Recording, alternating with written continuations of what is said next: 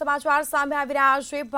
ભારતે પાકિસ્તાનની લોન્ચ પેડનો નાશ કર્યો છે, જેમાં જમ્મુ નજીક ભારતીય સેના દ્વારા લોન્ચ પેડ્સનો નાશ કરવામાં આવ્યો છે। પાકિસ્તાનની પોસ્ટ અને આતંકવાદી લોન્ચ પેડ્સનો નાશ કર્યો છે, જેમાં ટ્યુબ લોન્ચ ડ્રોન પણ લોન્ચ કરવામાં આવ્યા હતા। સંરક્ષણ સૂત્રો દ્વારા આ માહિતીઓ સામે આવી છે। આ લોન્ચ પેડ્સનો ઉપયોગ આતંકવાદીઓ પણ કરતા હતા।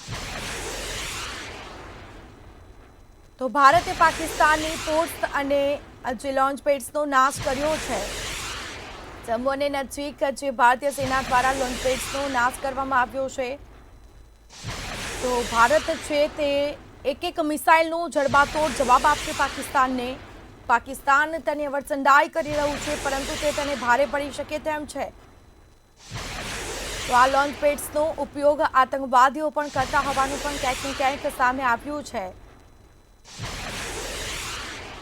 તો ભારતે પાકિસ્તાનની પોસ્ટ અને લોન્ચ પેડ્સનો નાશ કર્યો છે। સંવાદદાતા અનિતા પરમાર લાઈવ જોડાઈ ચૂક્યા છે। જી અનિતા, હાલની પરિસ્થિતિ કેવી છે, કોઈ અપડેટ? ચોક્કસ સ્મિતા, આપને જણાવી દઈએ કે અત્યારે હાલની જે પરિસ્થિતિ છે તેમાં સતત જે નવી અપડેટ મળી રહી છે, તેમાં જો વિશેષ રૂપે વાત કરવામાં આવે તો ભારત દ્વારા જે પાકિસ્તાની પોસ્ટ અને જે લોન્ચ પેડ છે તેનો નાશ કરવામાં આવ્યો છે। અને આ મહત્વના સમાચાર અમે તમને આપી રહ્યા છીએ, જેમાં વિશેષ રૂપે કહી શકાય કે જમ્મુ નજીક ભારતીય સેના દ્વારા આ જે લોન્ચ પેડ હતું તેનો નાશ કરવામાં આવ્યો છે। પાકિસ્તાની પોસ્ટ અને આતંકવાદી લોન્ચ પેડ જે હતું તેનો નાશ કરવામાં આવ્યો છે। આ એક મહત્વના સમાચાર જે છે તો જે અમે તમને આપી રહ્યા છીએ, જે લોન્ચ પેડ જેનો ઉપયોગ કરતા હતા પાકિસ્તાનીઓ, એનો અત્યારે હાલ જ્યારે નાશ કરવામાં આવ્યો છે, ત્યારે પાકિસ્તાની સેનાને આ સૌથી મોટો ફટકો પણ કહી શકાય। કારણ કે આ લોન્ચ પેડ દ્વારા જ મિસાઇલો જે હોય છે તે લોન્ચ કરવામાં આવતી હોય છે ને આપણા ત્યાં જો વાત કરવામાં આવે તો જે રીતે ભારતીય સેનાના જવાનો જે છે તે અત્યારે હાલ જડબાતોડ જવાબ આપી રહ્યા છે, તેના પગલે જો વાત કરવામાં આવે તો ટ્યુબ લોન્ચ ડ્રોન પણ ત્યાં લોન્ચ કરવામાં આવતા હતા તેવી પણ માહિતી આપણને મળી છે। ત્યારે અત્યારે હાલ ભારત દ્વારા આ જે પગલાં લેવામાં આવ્યા છે, જેમાં આ લોન્ચ પેડ જે છે તેને સંપૂર્ણ રીતે નાશ કરી દેવામાં આવ્યો છે। ને આ લોન્ચ પેડનો ઉપયોગ તમને જણાવી દઈએ કે આતંકવાદીઓ જે છે તેઓ કરતા હતા, અને એટલા માટે થઈને ભારતે જે છે તે આ લોન્ચ પેડ જે છે તેનો જે નાશ કરી દીધો છે। મહત્વનું કહી શકાય કે જો વાત કરવામાં આવે તો આ જે લોન્ચ પેડ હોય છે એ બે પ્રકારના હોય છે, એક હોય છે સ્થાયી અને બીજો હોય છે અસ્થાયી। પરંતુ ભારતે અત્યારે હાલ જે લોન્ચ પેડનો નાશ કર્યો છે એ સ્થાયી હતું, એટલે કે ભારત દ્વારા અત્યારે હાલ જે આ લોન્ચ પેડ જેનો નાશ કરવામાં આવ્યો છે એના કારણે થઈને પાકિસ્તાનને મસ્ત મોટું નુકસાન થયું છે। અને ભારતીય સેનાના જે જવાનો છે તેમના દ્વારા અત્યારે હાલ જે જવાબી હુમલો કરવામાં આવી રહ્યો છે, તેના પગલે જે આતંકવાદી ઠેકાણા હતા અને જે આતંકવાદીઓ જે લોન્ચ પેડનો ઉપયોગ કરતા હતા તેનો અત્યારે હાલ જ્યારે નાશ કરવામાં આવ્યો છે, ત્યારે આ બહુ જ મોટા સમાચાર સ્મિતા કહેવાય।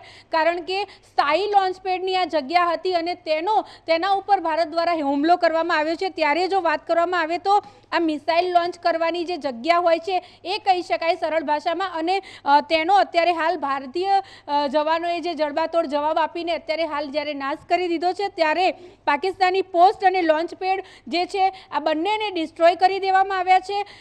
આ જે આતંકવાદીઓ છે તેમના દ્વારા લોન્ચ પેડનો ઉપયોગ કરવામાં આવતો હતો। અને સ્મિતા, તમને જણાવી દઈએ કે જે તે મિસાઇલ હોય છે તેનું લોન્ચિંગ ત્યાંથી થતું હોય છે, ત્યારે હવે આપણે એ જે જગ્યા છે તેનો જ આપણે જ્યારે નાશ કરી દીધો છે, ત્યારે આ મહત્વપૂર્ણ કહી શકાય કે ભારત દ્વારા અત્યારે હાલ જે આ લોન્ચ પેડનો નાશ કરવામાં આવ્યો છે તેના કારણે થઈને પાકિસ્તાનને એક મસ્ત મોટું નુકસાન થયું છે। જી અમારી સાથે જોડાયેલા રહેજો। તો પાકિસ્તાનની પોસ્ટ અને જે આતંકવાદીઓના જે ડ્રોન છે તે તોડી પાડવામાં આવ્યા છે। આતંકીઓના જે લોન્ચપેડ હતા તેને તોડી પાડવાની આ કામગીરી છે તે કરવામાં આવી છે। મિસાઇલો છોડવામાં આવી રહી છે। દિલ્હી આજે સંરક્ષણ પ્રધાનની બેઠકો મળવાની છે। રક્ષા મંત્રી રાજનાથ સિંહ કરશે CDS સાથે બેઠક। તો બેઠકમાં ત્રણેય સેનાના અધ્યક્ષ ખાસ ઉપસ્થિત રહેવાના છે। તો આજે પણ રક્ષા મંત્રી બેઠક કરવાના છે। હાલની સ્થિતિ અંગે બેઠકમાં સમીક્ષાઓ કરવામાં આવશે। તો અનિતા આપણી સાથે જોડાયેલા છે। જે અનિતા, રક્ષા મંત્રી રાજનાથ સિંહ આજે CDS સાથે બેઠક કરવાના છે, શું વિગત?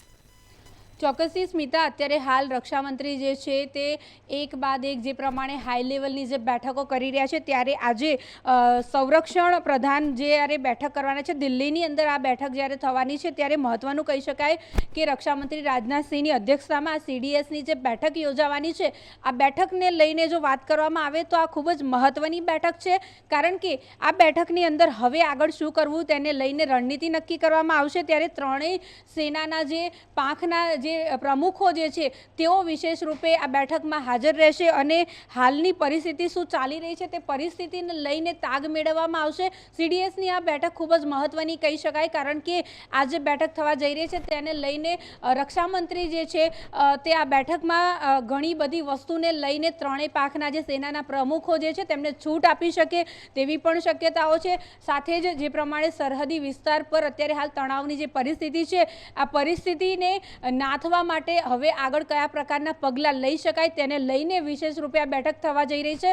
આજે દિલ્હીની અંદર રક્ષામંત્રી જ્યારે આ બેઠક કરવા જઈ રહ્યા છે ત્યારે CDSની જે મહત્વપૂર્ણ બેઠક જે કહેવાય તે હાલની પરિસ્થિતિનો તાગ મેળવવા માટે થઈને રક્ષામંત્રી જે રાજનાથસિંહ જે છે તેમણે આ બેઠક કરવાના છે। CDSની આ બેઠક ખૂબ જ મહત્વની કહી શકાય, કારણ કે આ બેઠકની અંદર આપણા જે ત્રણેય પાંખના જે સેના પ્રમુખો જે છે તેમને બોલાવવામાં આવશે અને ત્યારબાદ તેમની પાસે કયા કયા પ્રકારની ટેકનોલોજી છે અને અત્યારે હાલ જે પ્રમાણેના હુમલા થઈ રહ્યા છે, આ હુમલા માટે થઈને આપણે કઈ ટેકનોલોજીનો અત્યારે હાલ ઉપયોગ કરી શકીએ અને જે પ્રમાણે પાકિસ્તાન જે છે તે હવે મિસાઇલો પણ છોડવા લાગ્યું છે, તો આને પહોંચી વળવા માટે થઈને હવે કઈ ટેકનોલોજીનો ઉપયોગ કરીશું અને કઈ મિસાઇલ તેમના ઉપર છોડીશું, આ બધી જ બાબતોની ચર્ચા જે છે તે આ બેઠકમાં થશે। જી અનિતા, વાત કરવામાં આવે તો જે પાકિસ્તાનના PM છે તેઓએ પણ તાત્કાલિક બેઠકો બોલાવી છે, એટલે કે ક્યાંક ને ક્યાંક તેઓને હવે ફફડાટ થઈ રહી છે કે પછી હવે લોન તો આપી જ છે અન્ય દેશોએ, જે ગઈકાલે પણ તેઓએ લોન માંગી હતી, લોન આપવામાં આવી છે અને તેમના જે ત્યાંના PM છે તેઓએ પણ તાત્કાલિક બેઠક બોલાવી છે, તેને લઈને કોઈ અપડેટ? ચોક્કસથી સ્મિતા, જે પ્રમાણે તમે લોનની વાત કરી તેની જો પહેલાં આપણે વાત કરીએ તો પાકિસ્તાન ખૂબ જ કમગાળ દેશ છે અને 130 બિલિયન જેટલું તેના ઉપર દેવું છે અને ગઈકાલે જે પ્રમાણે જે આ મિટિંગ થવાની હતી, જે બેઠક થવાની હતી એની અંદર ઘણા બધા દેશો જે છે તે લોકોની અધ્યક્ષતામાં જ્યારે આ મિટિંગ થઈ ત્યારે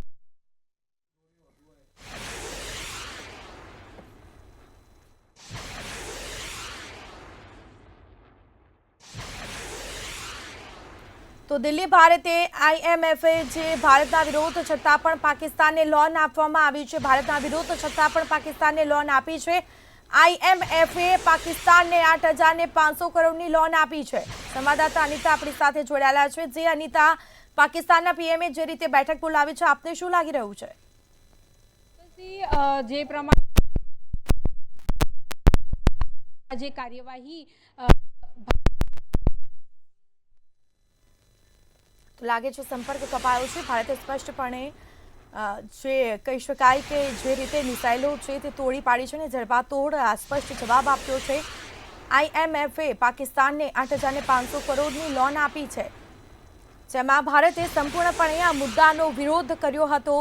પાકિસ્તાનને એક તરફ ખાવાના ફાંફા છે, બીજી તરફ આવી રીતે અવરચંદાઈઓ કરી રહ્યું છે, મિસાઇલો છોડી રહ્યું છે અને લોન માંગવાની હાલ અત્યારે નોબત આવી છે, લોન પણ આપવામાં આવી છે।